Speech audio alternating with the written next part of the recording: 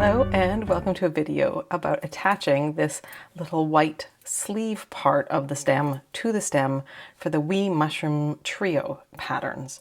You're going to be doing this maneuver for both the large and the medium mushrooms. The small, we knit this sort of integrated with the stem so that it's a little less fiddly because it's such a small little stem. So I have my stem, which is knit on the smaller needles, and I've woven in my end for my cast on. Remember, for the medium and small, don't weave in that end. You're going to want that for sewing the three mushrooms together. We have large needles and the working yarn still attached on our sleeve. And so to resist the temptation to work this round with the larger needle, make sure you set the larger needles off to the side so you don't accidentally grab them. I'm lucky that right now I'm working with two very different colors. That's not always the case, and we don't want to trip ourselves up. And those of you who are doing magic loop or who've got two circular needles, you're going to have to be really careful which tip you're grabbing. So just a reminder, be aware. The sleeve is the only part we want to work with the larger needles. So the first step is to insert the stem into the sleeve and draw the sleeve up over the stem. Now the yarn here from the stem is coming off sort of the beginning of round, and so wherever your beginning of round is for your sleeve, you want to line those 2 points up. So here I've got a needle junction with yarn coming off it and a needle junction with yarn coming off it.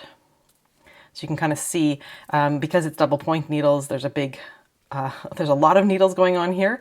I don't like filming tutorials with magic loop if I have a choice, because I find the cord scrapes on the backdrop and then it makes a really terrible noise that nobody wants to hear. So we've got the needles lined up. If you have magic loop, obviously you will have fewer needles, but you will still have a place where the yarn is coming from one junction of needles and the yarn is coming from another junction of needles, and just line those up so that you have the first stitch of the round sort of for each round making sense. All right. So grabbing the smaller needle and the working yarn, the sleeve yarn, this is the yarn that your gills will be the same color of. We're going to hold these two needles parallel. So we've got the stitches, the working stitches for the sleeve and the working stitches for the stem held behind each, or one in front of the other. So I'm going to go through the first stitch on the sleeve and through the first stitch on the stem. Then I'm going to draw the yarn through, make a loop. If you've ever done a 3-needle bind off, this is very similar to the 3-needle bind off, except we're not going to bind off. We're just uniting these two sets of stitches.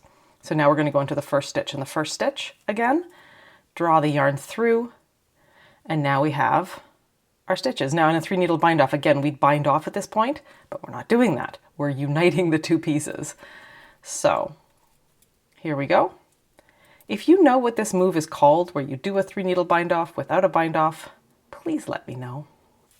So again, depending on whether you're using DPNs or circular needles at this point, you will need to remember to not grab the bigger tip or the bigger needles. So set aside the bigger needles or don't grab the bigger tip.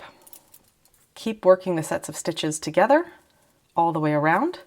And at the end of it, you'll have united the two pieces without having to sew them and are able to go on to the next step of the gills nice and easily. It's a nice simple maneuver to give us a fairly realistic looking mushroom without having to sew things together. So resist the urge to deal with this right away. Build up a few more rounds of knitting in the gills before you go in, and you can use this needle or this yarn to sew up any gaps if needed. I think you should be fine, but don't deal with it right away. Just move on to the next stage in the gill. Somewhat like a mushroom. It doesn't look like much or very great at this point, but I hope this helped you through this stage in the mushroom and you are well on your way to an adorable mushroom. Happy knitting.